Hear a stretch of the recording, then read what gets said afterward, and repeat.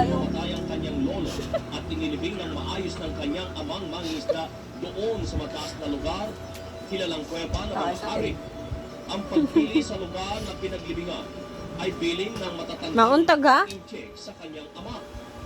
Ang matatandang incheck ay ginagalang dahilan na rin sa mahabang at kaugnay sa puso, nangangahulugan lamang na bago ilibing ang patay ay kailangang maigyan ng mabuti ang paglalagyan nito. Ibig sabihin, hindi dapat na ibaw na lamang sa kung saang lugar. Ayon kay Reverendo Robert Acamini, espesyalista sa puso. Ang unang pinakailangan isagawa sa libingan, napakahalaga na kailangan tignan mabuti ang lugar ng paglalagay ng libingan. Yung geographical condition ng place, yung surrounding nito, yung elevation, at saka ang position ng isang ilagay, yung tool na bibigyan, yung contour na sinasabi.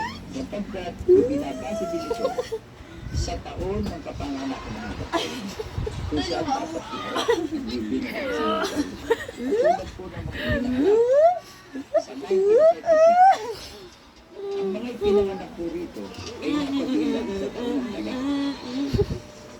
Ngayon, ang pinanganak po sa mga yung east southeast. Nangyari na sa'yo. Nakatulad ng Ano yung pinagagawa ni Kuya sa'yo, love? kaya kung po nila iniharap ang mukha ng Pilipinas Ang south o silangang bahagi ang pinakamainam na direksyon.